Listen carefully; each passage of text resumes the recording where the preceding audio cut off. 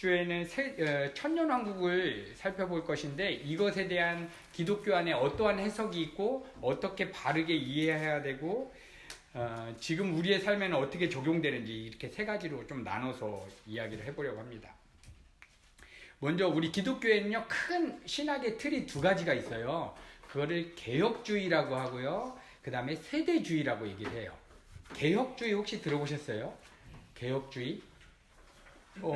예, 1500년대 때 우리 루터가 종교개혁을 일으키고 우리가 카톨릭 그런 체제에서 우리는 새롭게 개혁을 일으켜서 이제 지금 소위 말하는 개신교 교회, 그게 다 크게 개혁주의라고 해요. 그게 하나의 신학의 틀이 개혁주의인데 1800년도에 세대주의라는 그런 새로운 신학 체계가 들어오게 되었어요.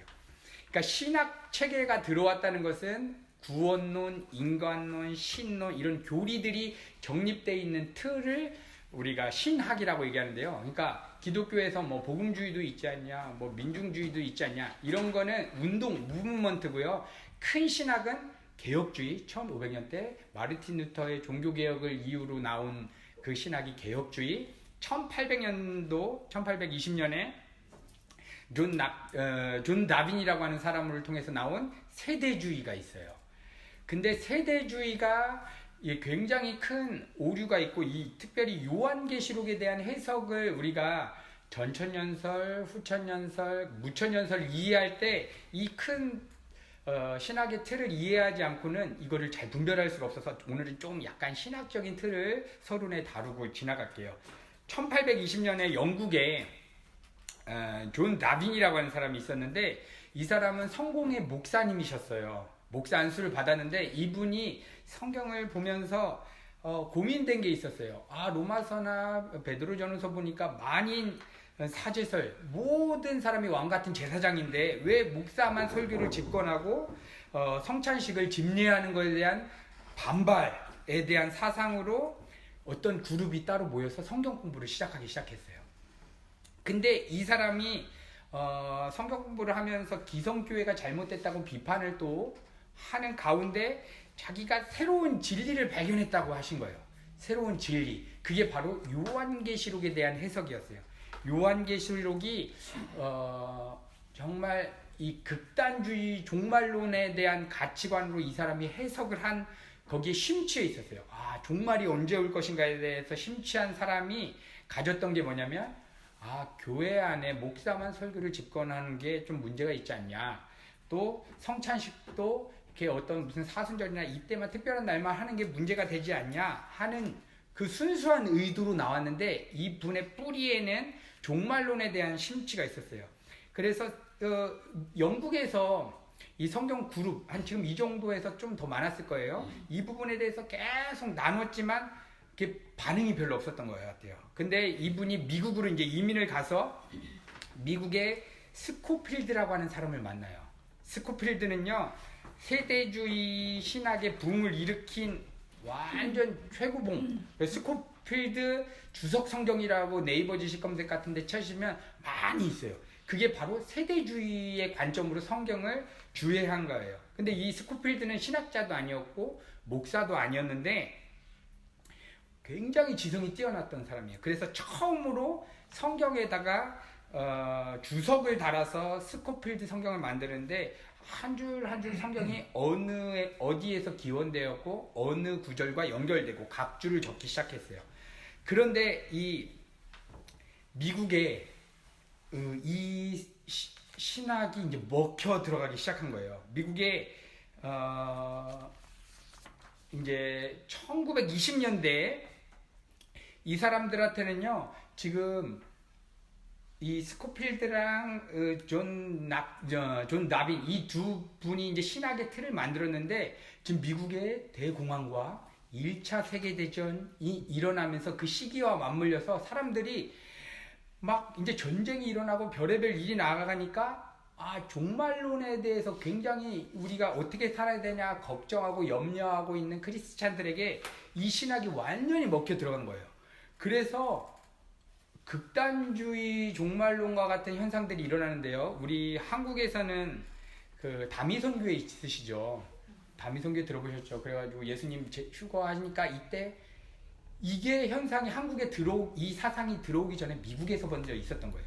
그 사람들이 다 모이니까 이제 대공황이 일어나고 세계 1차 대전 막 일어나니까 주님이 이게 환란기고 이게 주님이 오실 거라고 극단적으로 이게 종말론적으로 문자적으로 해석을 하다 보니까 먹혀 들어갔죠. 그래서 수많은 사람들이 자기 전 재산을 다 걸었어요. 근데 이 세대주의 신학에서는요, 이거를 이단 종교처럼 자기네들이 먹은 건 아니에요. 그 돈을 가지고 자기네 왕국을 만든 게 아니라 이 돈으로 선교사를 파송하고 세계의 책이나 문헌들을 출판하기 시작했어요. 그러니까 돈이 자금력이 어마어마했겠죠. 그렇게 해서 들어온 게 1900년도에 들어온 우리 대한민국의 복음이 먼저 이 세대주의라는 신학으로 들어오게 되었던 거예요.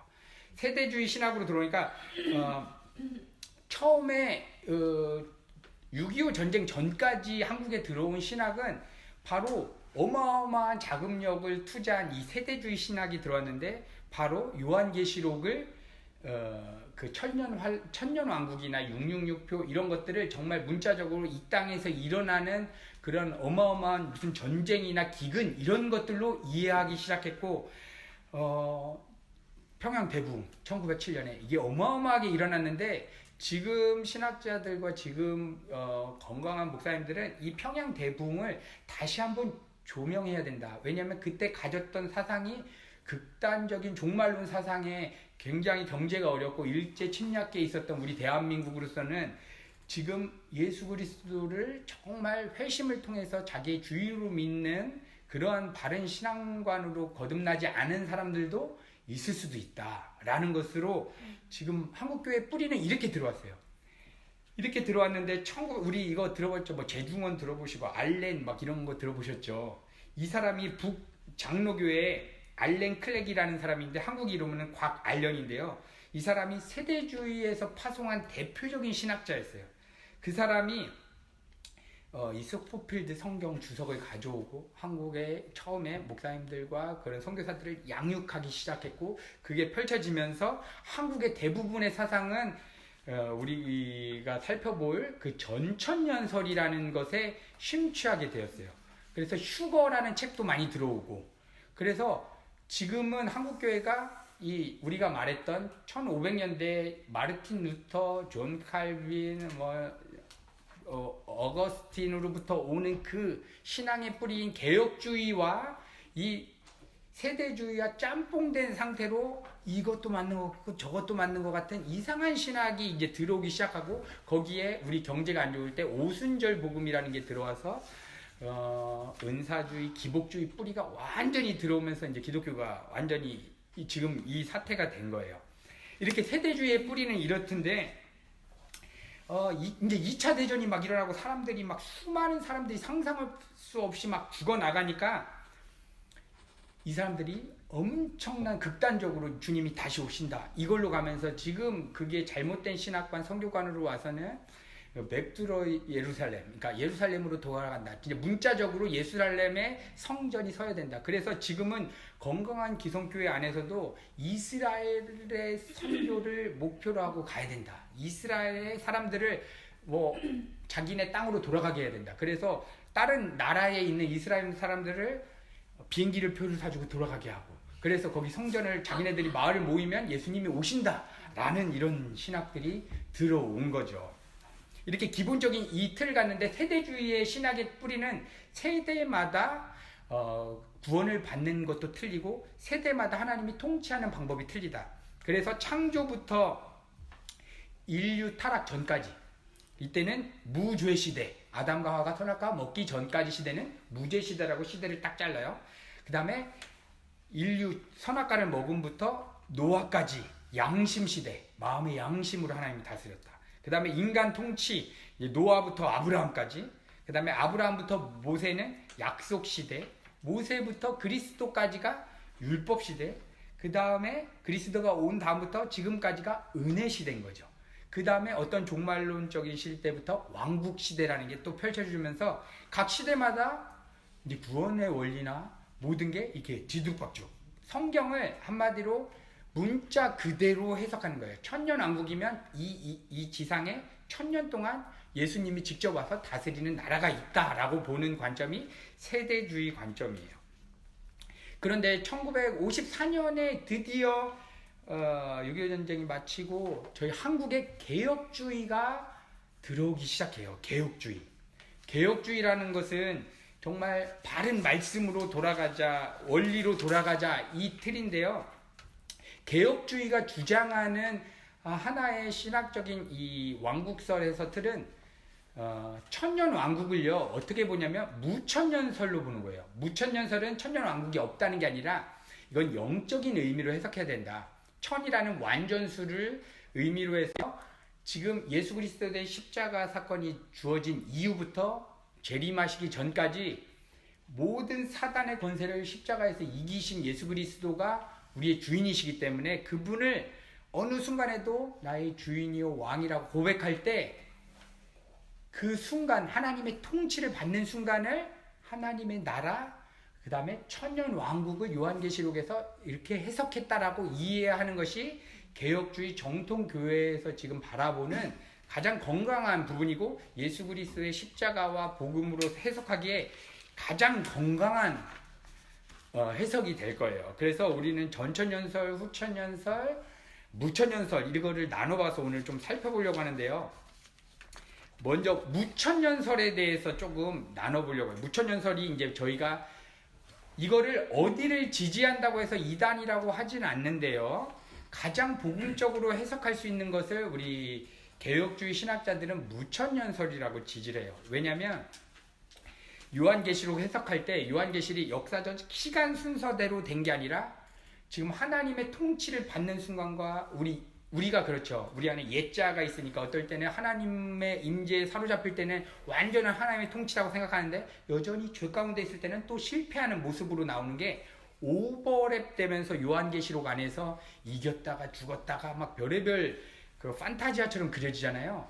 이거를 우리 개혁주의로 바라보는 관점은 무천년설이라고 하고 지금 예수 그리스도를 지금 이 순간에도 왕으로 모실 때 경험되어지는 그 예수님의 주인됨, 하나님의 주인됨을 천년 왕국이라고 봐요. 그래서 무천년설이라는 것은 결국 천년 왕국이 없다는 게 아니라 우리가 말한 것처럼 예수가 나의 왕이다, 주인이라고 고백하는 그 순간에 하나님의 통치가 일어날 때 이것을 하나님의 나라, 천년 왕국이라고 해석하는 부분이에요. 그래서 우리가 그거에 대한 근거 구절이 몇 가지 있는데 여기에 적어놓은 것 부분도 있지만 요한복음 18장 36절 있을까요? 네, 우리 현정 집사님 한번 읽어주시면 감사드리겠습니다. 예수께서 대답하시되 내 나라는 이 세상에 속한 것이 아니라 만일 내 나라가 이 세상에 속한 것이었다면 내 종들이 싸워 나를 유대인들에게 넘기우지 않게 하였으리라. 이제 내 나라는 여기에 속한 것이 아닙니다. 네, 여기서 말한 예수님의 나라 있잖아요. 이거는 통치죠. 지금 이 땅에 우리가 살아가는데 우리의 신분이 하나님의 주권과 통치에 따라서 살아가기 때문에 예수님께서 이 땅에 사시면서 내 나라는 여기에 눈에 보이는 3차원의 공간, 이 세상 썩어질 것에 묶인 삶이 아니고 그런 나라가 아니다. 이 부분의 나라가 통치예요. 마실레이아. 이거를 교회라고도 사용하는데 이게 천년 왕국의 그 개념이다라고 보는 관점이죠. 그 다음에 마태복음 4장 17절에는 없는데요. 제가 한번 읽어볼게요. 이때부터 예수께서 비로소 전파하여 가라사대 회개하라 천국이 가까이 왔느니라 하시니라. 여기서 천국이 가까이 왔다라고 하는 것은 앵기조라는 단어를 쓰는데 직설법 완료요. 그러니까 예수님이 천국의 주인이 이 땅에 왔다. 하나님의 통치가 일어났다. 왜냐하면 십자가에서 우리의 모든 죄를 대속하시고 승리하신 그분을 바라보는 순간 하나님의 통치가 있으니까 천국이 가까이 왔다는 것은 우리의 마음에 그 어떤 것보다 가까운 게 하나님을 주인으로 모시는 그 통치, 이것을 천년 왕국이라고 해석을 하는 거예요. 우리 히브리서나 여러 가지 골로새서에서도 우리는 흑암의 나라에서 건져졌다 이런 표현들을 하는데 이것이 다 통치의 개념, 지금 이 땅에서 누리는 하나님의 나라, 이것이 바로 천년 왕국이다라고 보는 게 이제 무천년설이죠. 그래서 이 무천년설을 주장하는 관점으로 우리가 요한계시록을 한번 살펴보면, 요한이 그러면 도대체 여기를 왜 무천년설로 쓰고 왜 이거를 쓸 수밖에 없었을까? 이렇게 그 천년 왕국을 요한계시록 20장에다가 쓸 수밖에 없었던 이유를 알려면 무슨 전천년설, 후천년설 뭐 이것을 나누기 전에 먼저 배경과 어떤 의미에서 이거를 얘기하고 싶었는가를 우리가 알면 이 의미를 더 확실하게, 천년 왕국이 무엇인가를 확실하게 이해할 수 있어요. 먼저 요한계시록을 우리가 사복음서가 있죠. 근데 요한계시록을요 제5복음서라고 얘기할 정도로 예수 그리스도에 대한 풍성한 복음의 의미가 담겨 있어요. 왜냐하면 사복음서로만은 왜 충분하지 않냐? 사복음서는 예수님의 초림, 예수님의 십자가 사건을 중심으로 그분이 이 땅에 사시는 그 공생애의 모든 것을 기록했다면, 오직 요한계시록만 다시 오실 예수님, 예전에는 고난받는 종으로 왔다면 이제 구원자로 왔다면, 이제는 헐벗고 굶주리는 그런 연약한 모습으로 왔다면, 요한계시록에서 오시는 예수는 왕으로 오실 그 주님이고 완전한 하나님으로 오시고 이제는 구원자가 아니고 심판주로 오실 거에 대한 것이 요한계시록에 담겨 있어요. 그래서 요한계시록을 우리가 읽거나 이해하지 않고는 하나님의 성품과 하나님의 그 열심과 예수 그리스도가 단순히 십자가 사건에서만 끝났다고만 이해할 수 있는데, 요한계시록을 모르고서는 하나님을 이해하는 범위가 너무 좁은 거예요.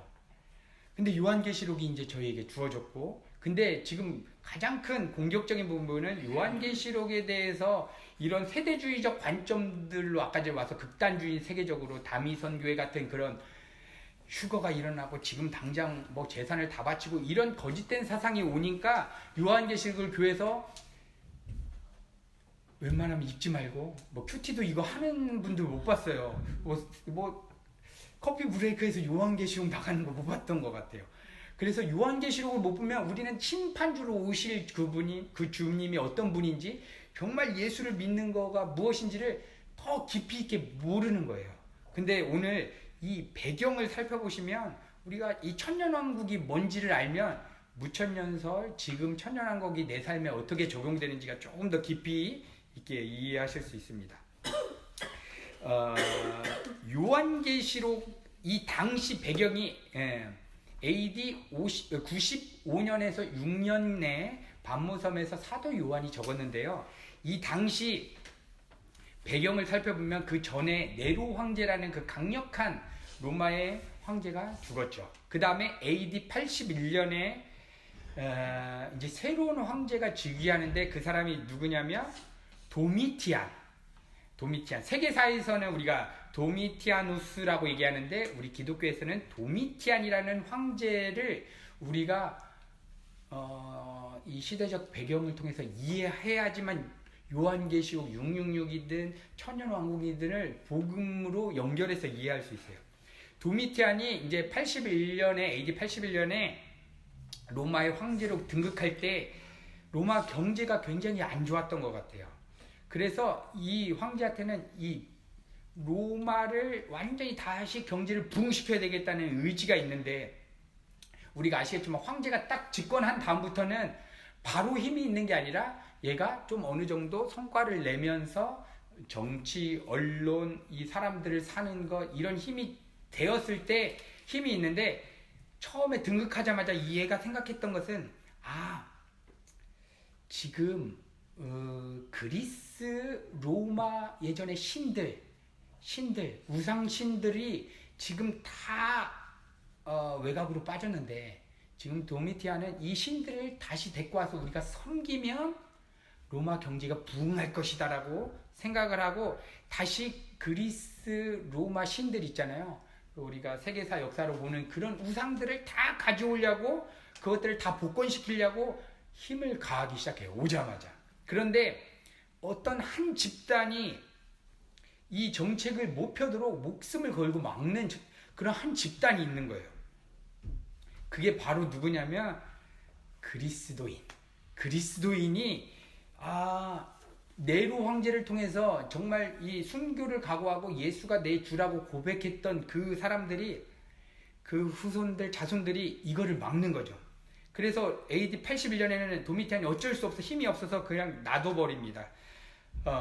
이제 두고 보자. 내가 힘만 이제 잡으면 크리스티안 내가 잡아 죽인다. 이 분이 가득해서 이제 10년이 지났습니다. AD 90년에서 92년 사이에 이제 도미티안이 로마의 군대, 행정, 언론 모든 것을 다 장악해가지고 10년 전에 실패했던 그리스 로마 신들을 다시 가져오는, 복원시키는 사업을 했어요.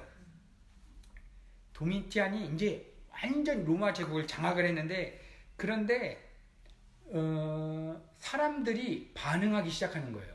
우리 로마의 황제들을 보면, 역사적으로 보면 미친 사람들이 많이 있는데요. 그 중에 한 사람이에요. 근데 로마 네로 황제까지 로마의 제국의 황제로 있었다는 사람들은 죽은 사후에 이 사람들을 자기가 신이라고 승격했어요. 근데 자기가 살아있는 동안 자기가 신이라고 승격했던 사람이 바로 도미티안. 얘가 이런 거예요. 여기 수많은 로마 제국 사람들 앞에서 사실 내가 신입니다. 이만희 씨 같죠?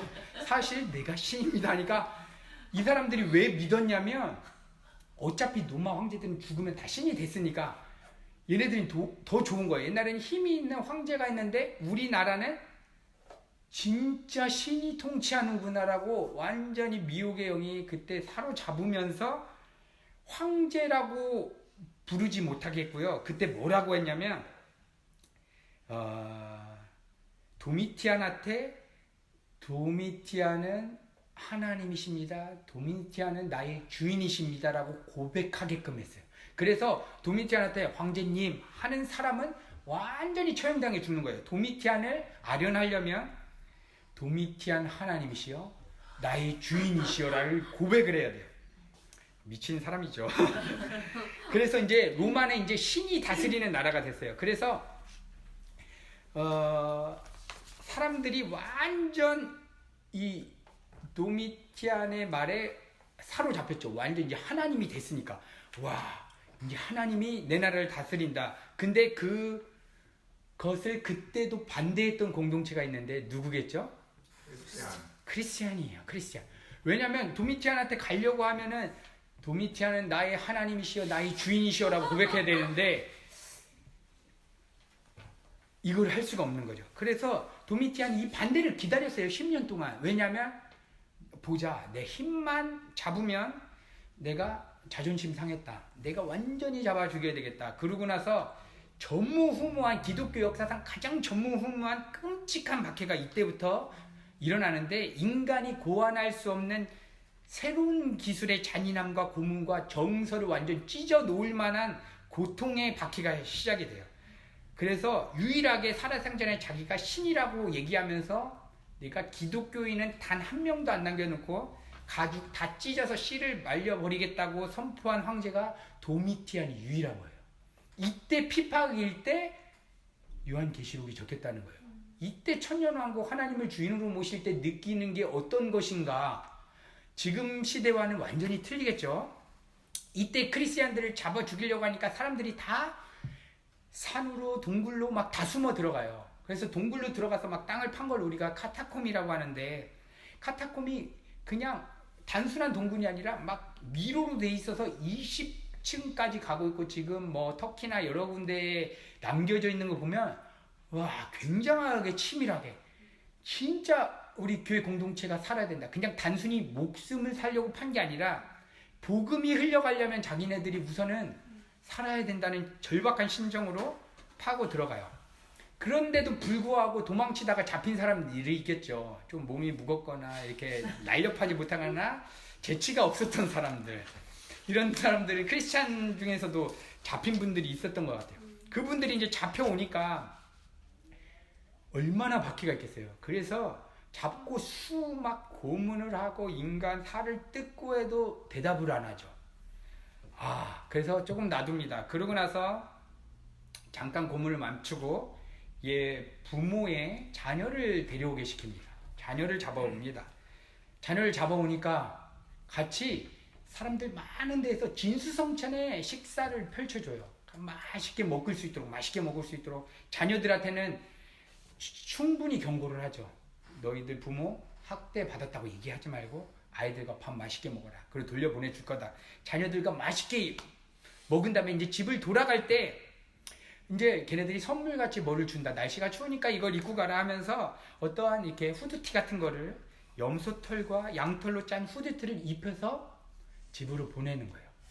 그때 로마에는요, 그 사냥개가 그 사람을 죽이는 그 투견, 이게 굉장히 유명한 투견이 있는데 얘네들을 2주 3주 굶겨 놓은 다음에 그 다음에 창으로 뭐 그 사냥개 옆을 찔러서 완전히 자극시켜서 여기까지 왔을 때 자녀들을 양털과 염소털로 입힌 그 펠파를 입는 거를 부모 앞에서 목을 뜯어서 잡아서 거기서 죽이는 거예요.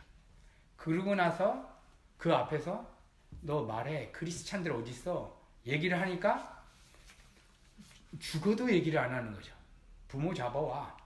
부모 또한 동일한 방법으로 그렇게 죽여버리는데, 그러다가 어떡하겠어요? 그걸 어떤 사람이 이제 발설을 한 거예요. 한 분이. 카타콤에 우리 가는 길이 이렇고 미로는 이렇다고 얘기를 해서 로마 병정들이 들어가서 크리스찬들 몇 명을 또 잡아옵니다. 잡아와서 이러는 거죠. 이 미로 같은 카타콤을 어떻게 찾았습니까? 야, 네 크리스찬 친구가 얘기했어. 너 여기 있다고 얘기했어. 그러면 그 교회 공동체가 어떻게 될까요? 서로가 서로를 미워하고 피투성이로 싸우고 완전히 이거는 하나님조차도 이해할 수 없는 그 고통의 순간. 그러니까 정말 이 하나님 한 분으로 믿었던 교회 공동체 안에 이제 갈라짐이 그 상황에서 이제 일어나기 시작하는 거예요. 엄청나지 않겠습니까? 이때 로마에 우리가 신화 같은 거 보시면 아시겠지만 로마 경기장에다가 그 크리스찬들 넣어놓고 거기서 사자와 막 1대1로 싸우게 시키고 이런 것만 기억하는데요. 그 그리스 로마에 나오는 그 저속하고 추악한 그런 성적인 것들이 대부분인데 그런 더러운 것들을 거기서 사람들 앞에서 연극을 시켜요. 크리스찬들에게. 그래서 완전 입에도 담기 어려운 그런 더러운 일들, 부모와 뭐 이웃과 자녀와 별의별 것들을 하고 거기서 그 연극을 수많은 사람들 앞에서 홀딱 밖에서 그 연극이 끝나서 수많은 수치가 있잖아요. 그때 다시 투견을 보내서 뜯어 먹히게 하는 그런 시점이에요. 그게 요한계시록의 이 배경이에요. 그러니까 전무후무한 핍박이고 진짜 거기서 배교한 사람들이 어느 정도 퍼센테이지가 될까요? 수많은 사람이고 이랬을 거예요. 예수님 안 믿는 부모를 둔 이 가정은 이랬을 거예요.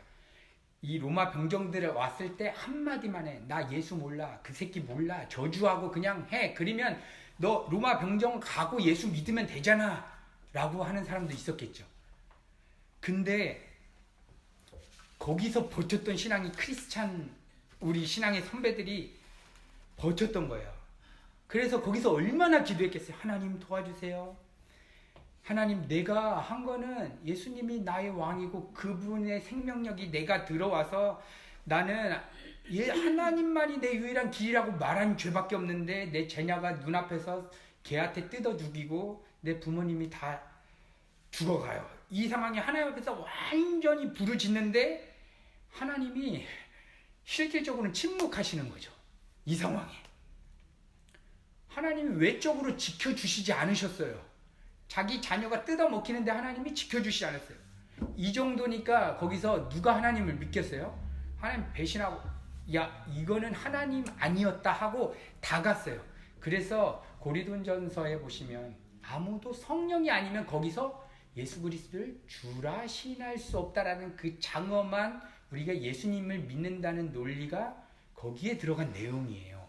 그러니까 그냥 쉽게 우리가 예수님 믿습니다가 아니라 내 인생을 다 걸고 내 존재감을 다 걸고 그래서 예수님이 그러시죠. 나를 따라오려거든 내 부모, 처자, 자녀 다 버리고 나를 따라야 된다 하시고 믿음의 조상 아브라함한테 믿음이라 이런 거다.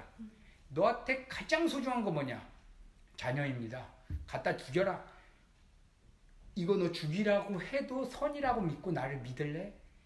네 자녀가 지금 벌벌 타는 그 기름에 튀겨 죽여지고 있고 사냥개한테 잡혀 죽는데 너 하나님의 주권이라고 믿고 하나님은 선하시다라고 네가 믿을 수 있어?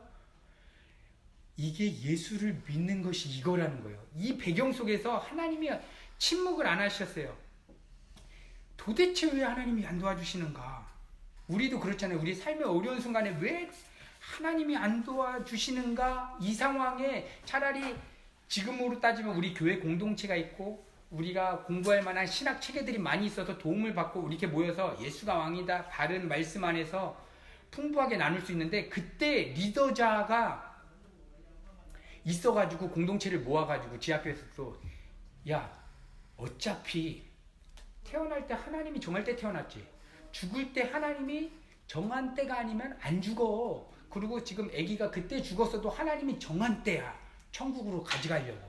그리고 지금 머리로 이해가 안 되지만 하나님의 선한 계획 가운데 있다, 예수가 왕이다 믿고 우리 공동체가 으쌰으쌰 했으면 살아나고 버틸 만한 힘이 있었는데, 지금 거기 리더자였던 사도 요한이 지금 반모습으로 유배되어 있는 거예요.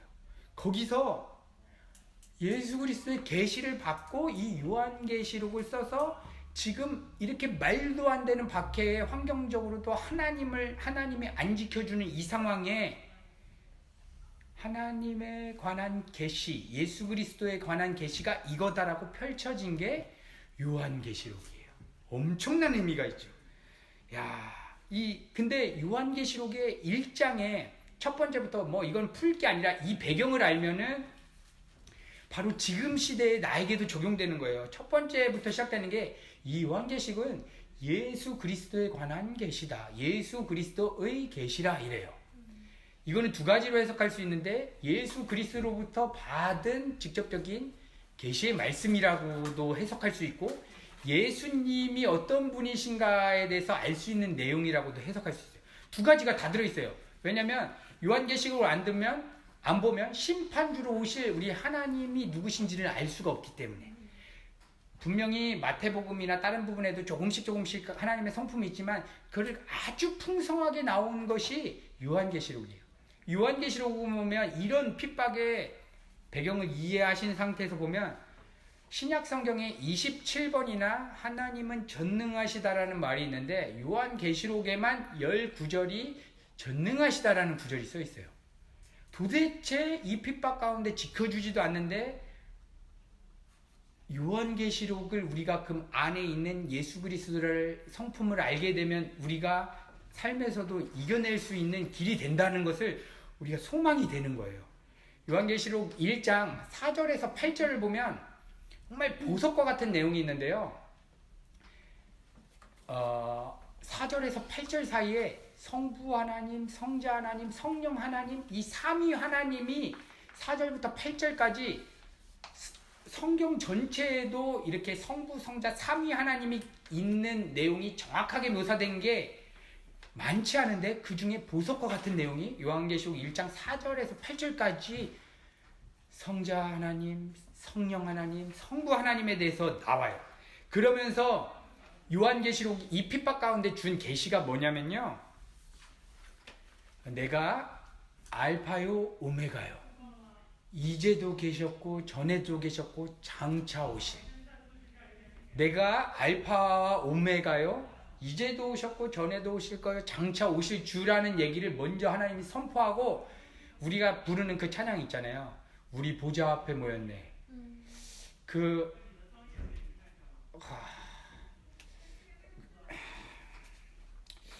보좌에 계신 그 하나님의 영광을 이분들에게 이제 보여주시는, 그 사도 요한한테 보여주시는 거예요. 천상에 이미 완성되어 있는 우리의 모습을 예수 그리스도께서 요한에게 보여주시는 거예요. 그래서 지금 뜯어 죽여주고 있는 이 엄청난 상황에 눈을 들어서 하늘을 보니까 이 천상에 하나님의 본성에 참여하고 우리 공동체가 예수가 왕이다라고 완전 노래하는 그 천상의 그 아름다운 공동체를 보여주니까, 요한이 이거를 써서 공동체에게 주는 게, 제시한 게 요한계시록이에요. 그러니까 이때 이때 천년왕국을 우리가 이해할 수 있는데, 천년왕국이 뭐냐? 지금 뜯어 죽이는 상황 앞에서도 하나님이 지켜주시는 것은 환경을 지켜주시는 것이 아닌 거죠. 무엇을 지켜주실까요? 그렇죠. 우리의 마음, 우리의 영혼을 지켜주시고, 마음과 생각을 그때 그 뜯어주는 생각에 어떻게 하냐면, 어떨까요? 그분들이 상상할 수도 없죠. 제가 우리 지사님들과 나눴을 때 정말 몸이 아프신 분들, 정말 죽을 것 같은 고통에서 아무 생각도 안 나요. 아시잖아요, 여러분들. 아파보신 분들 아무 생각도 안 나고, 자녀가 예수 믿는다는 이유 때문에 벌벌 죽을 때 나 부인할 수밖에 없는 그 심정에서, 그때 하나님이 마음과 생각을 지켜주신다는 거예요. 그게 복음이라는 거예요. 그때 천년왕국은 뭐냐? 지금 그 앞에서, 모든 상황 앞에서 예수가 나의 왕이다라고 고백해서 죽는 순간 앞에서도 하나님이 스데반 집사님한테도 보여주셨던 하늘의 영광을 보면서 억울한 마음을 주는 게 아니라, 하나님, 저 영혼도 예수 믿어야 되지 않겠습니까? 근데 그 앞에서 막 이 분이 나는 게 아니라 국률과 저희 죄인들에 대한 호소가 막 일어나는 게 그게 천년왕국의 핵심이라는 거예요. 이 왕국이 지금 우리가 경험이 왜 안 되어지냐면, 이 하나님께서 자기를 계시해 주신 이 성경을 바르게 이해하지 못하고, 정말 우리가 하나님에 대한 관심도 없고, 하나님을 알고 싶으면요, 이미 자기 자신을 계시한 성경을 통해서 바르게 조명해서 하나님을 알 만한 것들 다 성경에 요약을 해주셨고, 이때는 요한계시록이 없었단 말이에요. 중간중간에 교회 공동체가 얘기할 때 이때 얼마나 어려웠겠어요. 근데 지금 저희는요, 성경 66권이 다 주어졌고, 우리 신앙의 선배들이 목숨 걸면서 이 이단들과 싸우면서 교리들을 정립해서 삼위일체라든지 정말 그 바른 복음에 대해서 구원론, 인간론 이런 거 다 정리해 풍부한, 우리에게 하나님을 아는 지식들이 더 많이 열렸어요. 아브라함 세대 때 삼위 하나님이라고 상상을 못했을걸요. 아브라함이 가졌던 하나님의 지식은 이만큼일 거예요. 그 다음에 사도 바울이 알았던 하나님은 이만큼일 거예요. 그런데 저희가 이 66권을 다 보고 현대인의 성경, 영어 성경, 지금 개혁주의, 세대주의 이렇게 분간해서까지 이해할 수 있을 만한 풍부한 게 주어진 게 우리의 성경이에요. 그러니까 이 요한계시록 66권에 그 가장 핵심적으로 공격하는 것은 하나님에 대한 왜곡이라고 배웠어요. 성부, 성자, 성령 하나님을 왜곡하려면 어떻게 하려면 성경과 내용과 거의 똑같은 모습으로 가면서 내용만 하나만 두 개만 꺾는 거예요. 지금 시대는요, 도미티안 같은 그런 황제를 그 짐승이라고 생각한 거예요. 그 적그리스도. 왜냐하면 예수를 주인으로 시인하는 걸 반대하니까. 그러면 지금 우리 시대에 해석을 하려면 내 삶에 내가 예수님을 주인으로 못 인정하게 하는 대상들이 저 그리스도가 되겠죠. 그게 한두 군데가 아니라 데살로니가 전후서 이런 데 보면요, 저 그리스도들 복수를 써요. 한 명이 아니라 많은 것들, 내가 예수님을 지금 주인이라고 못 인정하게 하는 환경과 대상들, 그 총합체가 누군지 아세요? 바로 내 안에 있는 옛 자아입니다. 옛 자아. 얘가 이렇게 보시면 돼요. 저 그리스도는 여기고 외부는 들이다. 그래서 우리의 싸움이 나와의 싸움이고 내가 십자가 앞에 서는 싸움이에요. 이 어마어마한 우리 신앙의 선배들이 이 싸움을 했고요. 이거를 인간의 힘이 안 되기 때문에 사도 바울이 성령이 아니면 이거 쓸 수 없는 거구나 하고, 천년왕국이란 지금 우리는 무천년주의로 해석을 해야지 십자가로 연결을 지을 수 있는데, 지금 이 시대에 7년 환란기 기간이고요. 지금이 천년왕국을 경험하는 순간이고, 이게 오버랩되는 기간이라고 보시는 겁니다. 그냥 어떠한 특정한 날에만 우리까지는 우리는 은혜 시대야. 우리 교회 다 잘 나갈 수 있어. 우리는 휴가 딱 떼고 어느 순간에만 딱 7년이라는 기간이 주어져서 이때만 막 고통을 받고 하는 게 아니라, 지금이 7년 환란기고 적그리스도가 들끓는 때고, 지금이 그럼에도 불구하고 천년 왕국을 경험할 때, 사도 요한이요, 지금 도미티안 그 시대 때 하나님이 예전 성경을 보시면요, 요한만 여기를 특별하게 1장에 이렇게 기억해요. 하나님을 할 때 보통은 이래요. 전에도 계셨고 이제도 계시고 장차 오실, 과거, 현재, 미래 시제를 쓰는데 사도 요한은 현재를 먼저 써요. 이제도 계시고. 우리가 한번 찾아볼까요? 요한계시록 1장 9절, 8절, 9절 한번 찾아보실까요? 어떤 시대로 쓰고 있는지 한번 찾아보셨으면 좋겠습니다. 네, 먼저 찾으신 분이 8절과 9절을 한번 읽어주시면 좋겠습니다. 주 하나님이 가라사대 나는 알파와 오메가라 이제도 있고 전에도 있었고 장차 올 자여 전능한 자라 하시더라. 나 요한은 너희 형제여 예수의 환난과 나라와 참음에 동참하는 자라. 하나님의 말씀과 예수의 증거를 인하여 반모라 하는 섬에 있었더니.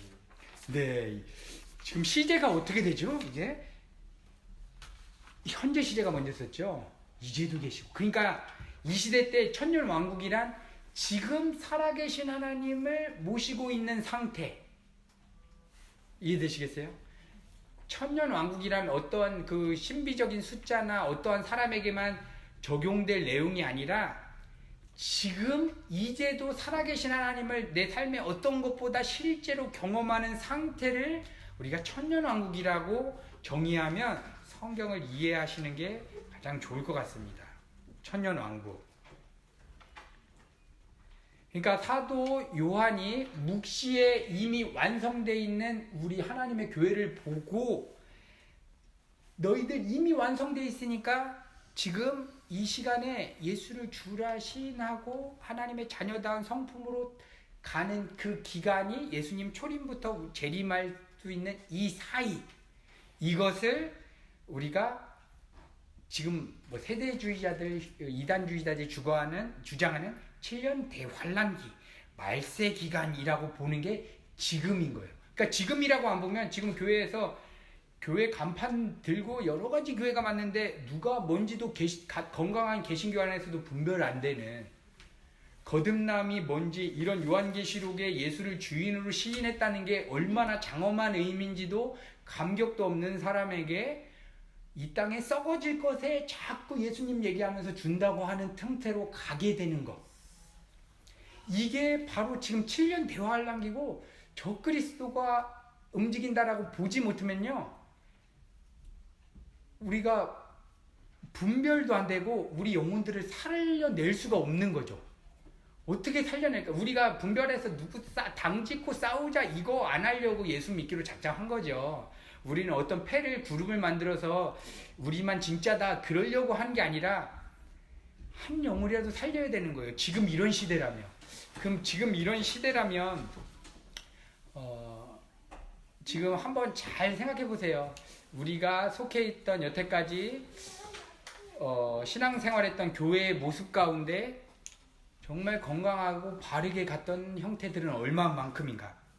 저도 이 신학을 하고 여기까지 오기 전까지요, 단 한 번도 요한계시록에 대한 이 배경도 얘기도 못 들었던 것 같아요. 왜냐하면 이거 세대주의 휴가론에서 이거 보지 말아야 된다, 신천지만 쓴다 이래서 그거 요한계시록 묵상했습니다 하면 왠지 낙인 찍히는 아이로, 유별난 아이로 누가. 그런데 여기에는요, 다시 오실 재림주, 이 고난 가운데 견뎌야 되는 그 우리 신앙의 정수가 박혀 있다는 거예요. 그러면 우리가 지금 말한 개혁주의로 해석되어지는 무천연설, 지금 현재 예수님을 나를 왕으로 모시는 상태가 천년왕국이다. 그 다음에 7년 환란기는 바른 복음을 희석시켜서 오는 공격 가운데서 우리가 버텨야 되니까 힘들어요. 왜냐하면 여기서 우리 정말 여기 그냥 개신교 간판 있는 데서 우리가 바르게 복음 얘기하면 진짜 짱돌 던지실 분들도 많이 계실 거예요. 뭐 이 재정에 관한 거, 우리 또 은사에 관한 거, 정말 거듭남에 관한 거, 이거를 우리 신앙의 선배들은 진짜 자녀들 그 앞에서 지켜왔던 그 신앙이 아주 값싼 걸로 둔갑해서 그것을 이제 이단들이 다 추수하는데, 구원파처럼 어느 날 내가 손 들고 하면 구원 받았다, 어느 날짜를 주고 회심과 이런 거 죄에 대한 자각도 없는 상태에서 가는 이런 이단으로 정죄했던 이런 틀들도 한국교회에 다 들어오게 되는 이 상황이 된 거예요. 그러면 전천년설을 보겠어요. 우리가 주장하는 것은 지금 무천년설, 지금이 천년왕국이고 7년 환란기라고 하면 전천년설은요 2가지로 나눌 수 있는데 역사적 전천년설과 세대주의적 전천년설로 나눌 수 있어요. 역사적 전천년설은 예수님 초림부터 재림하실 때까지 그 기간이 있고요. 재림하시고 이제 교회에 있던 사람들은 휴거가 되죠. 그러니까 예수님이 지금 재림하시면요, 여기 교회에 있는 사람들은 예수님 믿는 살아있는 사람들은 휴거가 올라가요. 거기서 지상에서 예수님과 함께 이제 혼인 잔치를 하고 있어요. 7년 동안. 그러면 이 땅에 그 즉시 7년 동안 대환란기가 일어나는 거예요. 7년의 반이 3년 반이죠. 그때 3년 반 때까지는 약간 강력한 공격 중에서 약간 미흡한 공격에서 약간 기회도 주는 거. 그다음에 3년 반 대음부터는 완전히 다 싸잡아 죽이는, 이제 666표 받는 사람은 다 죽이는 그런 환란기가 된다는 거예요. 그래서 7년 동안 또 버틴 사람들은 이제 다시 예수님이 이렇게 재림하셔가지고 하나님 나라가 된다. 이게 전천년설. 이거를 주장하시는 분들은 그렇게 이해하실 수 있어요. 이거를 건강한 우리 목사님들이나 신학자들도 그렇게 주장하시는 분들도 있어요. 근데 그렇게 주장할 때 오는 약간의 신앙적인 분별이 잘 안 되는 건요, 지금이 환란기다, 지금이 짐승이 들끓고 영적으로 대각성으로 서야 된다는 개념들이 조금 흐릿해지고, 지금은 은혜 시대니까 안전하다고 착각할 수 있는 쪽으로 갈 수 있는 해석이 될 수 있죠. 이게 역사적 전천년설. 세대주의 전천년설이 한국교회에 완전히 강타한 거. 왜냐면 한국교회가 들어온 맨 처음에 세워진 신학교도 세대주의 신학교고, 그 6.25가 이후에 그 개혁주의가 갖고 들어온 목사님들, 네덜란드에서 이제 갖고 들어온 그 신학이 없기 전에는 이틀을 가졌기 때문에 그때는 경제가 어렵고 먹고 살기 힘들었을 때는 이 세대주의가 완전히 먹혔죠. 주님 언제 오실지 모른다. 그러니까 교회 나가서 우리 인생을 다 드리고, 그러니까 직장 생활이나 밭에서 논 맬 때는 하나님 일을 하는 게 아니라 교회를 나가야지만 하나님이라는, 교회와 세상을 구분하는 이런 엉터리 같은 게 왔어요. 그러니까 회사 나가거나 직장 가서는 거기서는 하나님을 예배하는 게 안 되니까 거기는 세속화돼 있으니까 빨리 교회를 가서, 그러니까 있는 헌금과 재산들 내니까 그 세대주의로 가면요 교회가 대형화로 될 수밖에 없고 사람들이 간절해져요. 왜냐하면 지금 전쟁 세대를 거친 그 어르신들은요, 우와 주님 오실 수밖에 없는 상황이 있구나. 왜냐하면 형제가 형제를 총살하는 그런 전쟁을 경험한 사람들은 나빠서 그런 게 아니라 그 시대를 지나신 분들은 그렇게밖에 더 이해할 수밖에 없는 거예요. 그래서 그분들은 그 세대주의적 이런 신학들이 와서, 저도 어렸을 때 교회에서는 이런 교리들 얘기할 때 이 얘기 많이 하셨어요. 7년 환란기가 있다. 이때 가면은 진짜 666표 받으면 안 된다. 그때부터 바코드가 나오기 시작하고 그것이 베리칩으로 가기 시작하고, 이게 세대주의적 전천년설. 그들은 뭐냐면요, 사무엘하 7장에 나오는 다윗 언약, 이스라엘을 통해서 하나님이 이루려고 했는데 이스라엘이 거부하니까 하나님이 잠깐 보류시켜주고, 그래 니네 잠깐 기다려, 교회 이방인으로 교회 시대를 열어요. 그 다음에 교회를 다 구원하고 교회는 다 데리고 올라가고 남은 이스라엘을 통해서 다시 지상 왕국을 만들겠다. 이거를 얘기하는 거예요. 그래서 마태복음 25장의 양과 염소의 심판을 이 7년 대환란기가 끝날 때쯤이라고 막 해석을 하면서 여러 가지 종말론을 다 이걸로 해석을 하는 거예요. 교회 시대랑 이스라엘이랑 구분해서 가장 큰 특징이 뭐냐면, 우리는 구약의 이스라엘을 보시면 걔네들은 걔네 나라 일이야, 나랑은 상관없어, 걔네들만 불순종했지, 이렇게 묵상 안 하시죠? 쟤네들에 있는 죄성이나 나랑 똑같고, 이스라엘 하나님이 택한 백성이면 육적인 이스라엘뿐만 아니라 이거는 교회라는 하나님의 백성을 설명하기 위한 그 교보제로서 이스라엘을 택했다라는 걸로 우리가 이해하시잖아요. 이게 정통으로 이해하는 방법인데, 세대주의는 이스라엘은 이스라엘만, 교회는 교회만으로 구분을 짓는 거예요. 그래서 이런 것들도 안 해요. 주기도문도 안 해요. 왜냐면 유대인에게만 줬다. 그 다음에 사도신경도 안 해요. 이거는 우리가 정립할 것들이 아니다. 왜냐하면 이거는 구약의 이스라엘들한테 속해 있는 것이다 라고 해서 이거를 하지 않는 것. 이게 세대주의가 가지고 있는 그 세대주의적 전천년설인데, 이게 한국교회의 거의 이 개혁교회라는 교회에서도 많이 혼합하게 들었어요. 이거랑 짬뽕돼 있어요. 그래서 개혁주의, 복음주의를 얘기하면서 이 종말론은 7년 환란기가 있을 겁니다라고 해석할 수도 있어요. 근데 이것을 그렇게 해석한다고 해서 우리가 이단이라고 정죄하는 것도 아니고요. 어떤 것을 선택해서 이해할 수 있어요. 그런데 정말 그 요한계시록에 담긴 그 예수 그리스도를 바르게 주인이라고 인정하는 그 십자가의 의미로 해석할 때, 지금을 천년 왕국 기간, 환란 기간, 대환란 기간이라고 우리가 개혁주의가 주장하는 무천년설로 해석할 때 우리가 정말 잘 분별할 수 있기 때문에 이것을 주장하는 것뿐이지 다른 것이 나쁘다, 이게 이단이다 하는 게 아니라 이렇게 구분지어서 우리가 이해하는 거예요. 그래서 그분들도 이해해 주는데, 그분들이 갖는 게 다니엘서예요. 다니엘서 9장 24절에서 27절인데요. 이거는 우리가 한번 읽고 오늘 내용을 좀 마무리를 하겠습니다. 다니엘서 9장 24절 24절 우리 한번 주성 집사님 한번 읽어주실까요? 24절이요? 네. 내 백성과 내 거룩한 성을 위하여 72회로 기한을 정하였나니, 허물이 마치며 죄가 끝나며 죄악이 영속되며 영원한 의가 드러나며 이상과 예언이 응하며 또 지극히 거룩한 자가 기름 부음을 받으리라. 예, 다리오 왕 때부터 성전을 재건하라는 명령을 받았어요. 그 다음부터 이 예수님 초림하실 때까지 기간을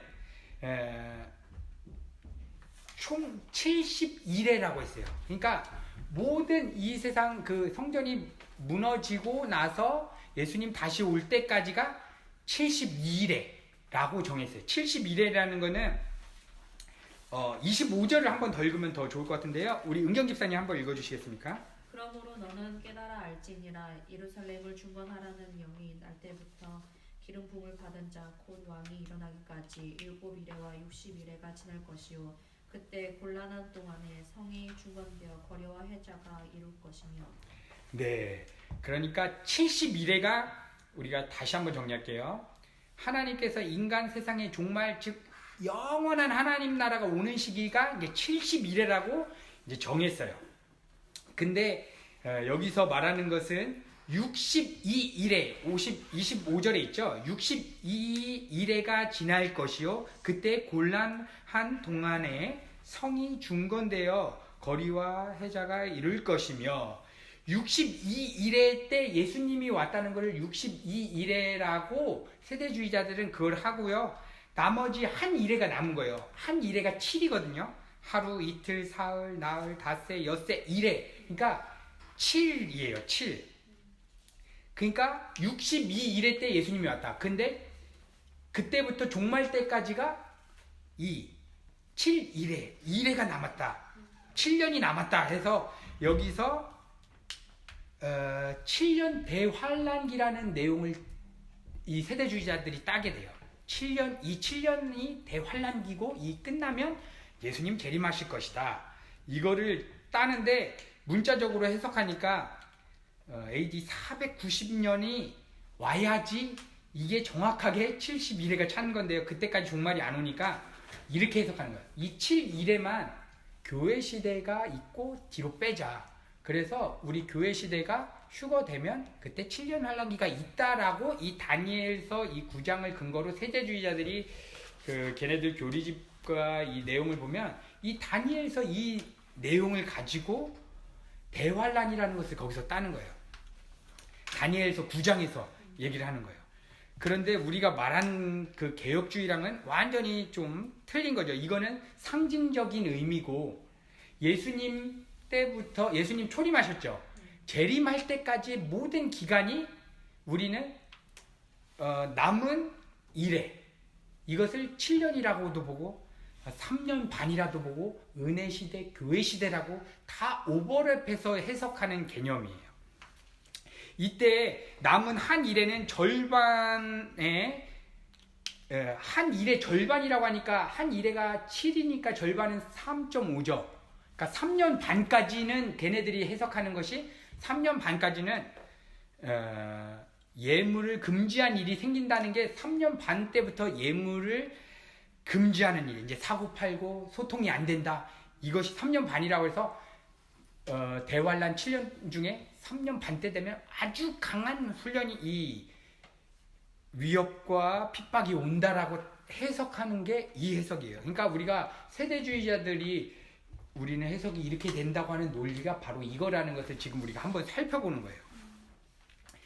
그래서 이 종말 때까지 남은 기간이 우리가 영적으로 해석하는 것이 지금 42개월 지금 예수님 초림하심부터 마지막 기간까지가 우리의 종말 기간이구나. 이때가 정말 하나님 앞에 바로 서 있어야 되는 기간이구나 라고를 하는 거예요. 근데 요한계시록에서 계속적으로 하나님의 열심을 얘기를 하는데 요한계시록 12장 14절이 있어요.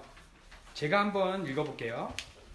그 여자가 12장 14절 그 여자가 큰 독수리의 두 날개를 받아 광야 자기 곳으로 날아가 거기서 그 뱀의 낯을 피하여 한 때와 두 때와 반 때를 양육받으매 한 때, 두 때, 반 때를 양육받으매 큰 여자가 큰 독수리의 두 날개를 받아 광야 자기 곳으로 여기서 여자는요 예수 그리스도를 의미해요. 신부 예수 그리스도께서 광야 자기 곳으로 광야는 뭐죠? 우리 성도들의 인생이라고 표현해요. 거기를 가려가서 그 뱀의 낯을 피하여 한때 두때와 반때를 양육을 받는다. 그러니까 예수 그리스도와 연합된 모든 그리스도의 몸된 교회 공동체가 광야에서 독수리의 날개 가운데 양육을 받는다. 그러니까 요한계시록은 구원받을 성도가 어떠한 핍박이 와도 도미티안 황제가 튀겨 죽여도 큰 독수리와 날개가 품어서 양육을 받는다. 그러니까 우리 성도의 양육 기간이고 도미티안의 핍박이건 거듭나지 않은 신자건 어떤 사람이건 왜 존재하냐? 마귀들 왜 존재하냐? 성도의 거룩한 양육을 위해서. 이게 요한계시록의 해석인 거예요. 이해가 좀 되실까요? 바로 요한계시록이 일관성 있게 하나님의 열심히 그들의 백성이 튀겨 죽이는 상황에도 어떻게 지킬 것인가 봐라.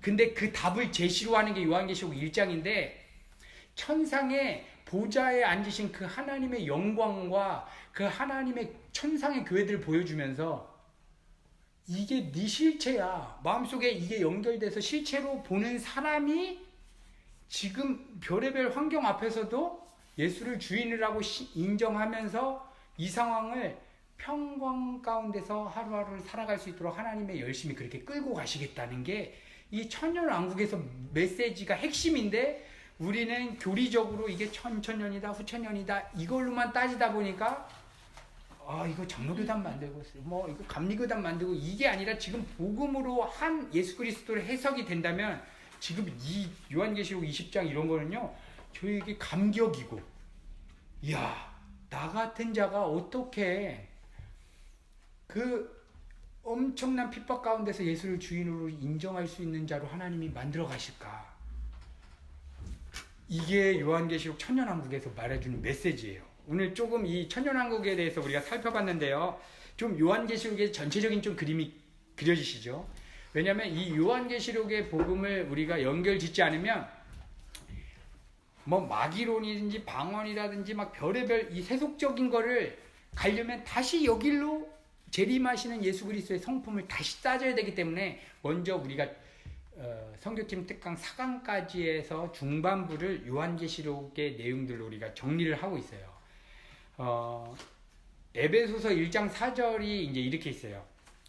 이 요한계시록과 연결될 때 곧 창세전 그리스도 안에서 우리를 택하사 우리로 사랑 안에서 그 앞에 거룩하게 하시고 흠 없게 하시려고 그 기쁘신 뜻대로 우리를 예정하사 예수 그리스도 말미암아 자기 아들들이 되게 하셨느니라. 이 내용이 언제 하셨다는 거죠? 창세 전이죠.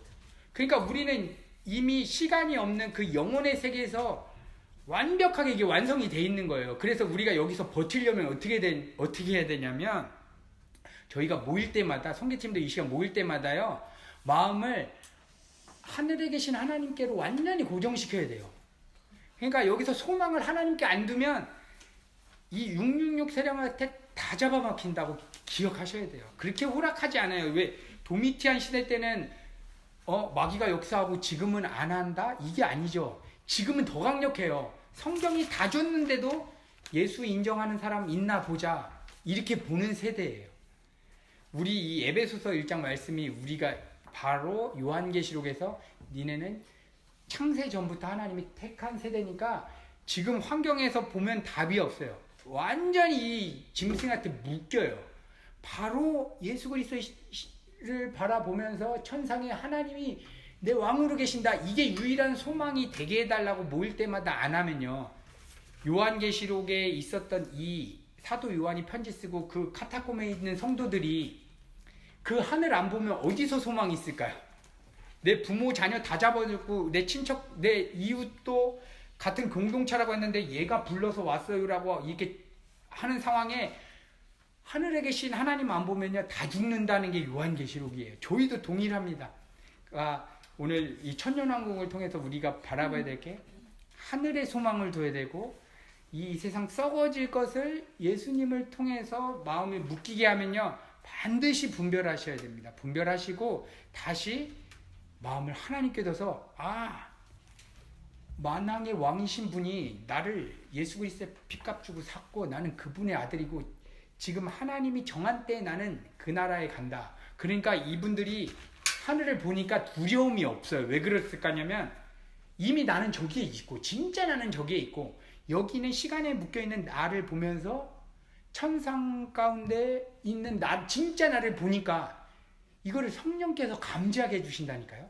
그러니까 진짜 나가 저기 있으니까 여기서 누가 개박살을 내고 죽여도 아버지가 딱 대치대레한 날이 아니면 나는 불사조다. 얘네들이 튀겨 죽여도 안 죽는다. 학대해도 내 마음과 평강은 몸은 아프게 할 수 있을지언정 다른 거는 못 잡아간다. 왜냐면 내 마음의 주인이 왕이니까 내 마음을 이 재정 문제나 이 인생 문제로 사로잡을 때 내 마음이 뺏기면요 예수님이 힘이 없거나 내가 마음을 뺏겼거나 해요. 이거 하나님은 절대 뺏기지 않아요. 왜냐면 왕권이기 때문에 내 마음이. 그래서 우리가 소망만 위로 두면 엄청난 하나님의 그 소망이 오고 이거 하나님 보여주실 거야. 영원의 세계의 보좌 앞에서 찬양하는 나를 봐야 돼요. 이 묵시 안에 있는 이거를 보고 요한이 이걸 쓰니까 마지막에 어떻게 끝나죠? 요한계시록 마지막에 얘가 소망이 뭐냐면 하나님 버틸 수 있는 힘이 주세요 이기게 해주세요가 아니라 아멘 주 예수요 어서 오시옵소서. 우리가 마라나타 찬양 있죠? 이게 마지막 구절인 거예요. 그래서 우리 천년왕국 오늘 살펴봤습니다. 오늘 천년왕국을 통해서 하나님이 지금 이 시간 나의 왕이 되는 것이 천년왕국의 핵심이다. 이거를 정리했어요. 우리 다음 시간에는요 조금 더 깊이 있게 이제 우리가 이제 큰 틀은 저희가 구축했기 때문에 하나님의 주권 파트에서 그 예정 파트를 조금 더 논리적으로 한번 정리할 거예요. 그래서 누구한테라도 예정에 대해서 얘기할 때 예정만 확실하면 믿음도 내 의지가 아니고 모든 것이 선물이고 연결이 되는데 예정 부분에 대해서 연결해가지고 다시 한번 좀 살펴볼게요. 그 부분을 제가 또 다시 신학적으로 역사적으로 좀 정리를 해서 다음 시간 좀 나누셨으면 좋겠습니다. 예, 제가 기도하고요. 오늘 강의 마치도록 할게요. 하나님 감사합니다. 오늘 특별히 요한계시록 20장의 천년왕국설을 해석하는 부분에 대해서 살펴보았습니다. 하나님 이 논리적으로 언제 예수님이 오신다, 7년 환란기가 주어진다, 이것을 따지기 이전에 요한이 어떤 수신자에게 어떤 상황에 왜 썼는가를 살펴보고, 그리고 여기서 어떻게 해야 되는, 어떤 것을 바라보는 게 본질인가를 우리가 살펴봤는데, 천년왕국은 자기 자녀가 죽는 순간에도, 부모가 죽는 순간에도, 아니면 내가 지금 죽는 순간에도 지금 이 상황을 허락하신 분이 하나님이고, 왜냐하면 우리의 믿음의 눈을 보면 지금 죽는 순간이 내가 정말 기다렸던 그 하나님의 영광에 빨려가는 순간이기에, 박수치면서 들어갈 수 있는 순간이기에, 그 상황에 영원한 소망을 둔 우리 성도에게는 정말 그 순간이, 죽는 순간에도 하나님이 완전히 다스리는 왕국이고, 그게 하나님의 나라고, 그게 천국의 개념이다라는 것을 우리 현대에도 살아가는 우리 성도들에게 말씀해 주시려고 이 말씀들을 적어서 우리에게도 제시해 주셨습니다. 하나님, 우리 천년왕국을 우리가 살펴보았는데, 하나님, 우리가 소망하는 바가 있다면 우리 옆에 있는 지체들에게 정말 바른 복음으로, 바른 예수 생명으로 우리가 살리는 자가 되기를 소망합니다. 하나님, 우리가 단순히 이걸 머리로 정리하는 것으로 우리가 마치고 싶지 않습니다. 하나님, 내가 다른 사람보다 논리 하나 더 아는 걸로 우리 우월감 따지고 싶지도 않습니다. 이렇게 일모요약하게 역사적과 신학적인 것을 따지는 이유는 우리가 바르게 그 기쁘신 하나님을 더 알고 싶은 것이고, 내 옆에 죽어가는 지체들을 살리고 싶기 때문입니다. 하나님, 우리를 사용하여 주시옵소서. 모든 말씀 예수님의 이름으로 기도드렸습니다. 감사합니다.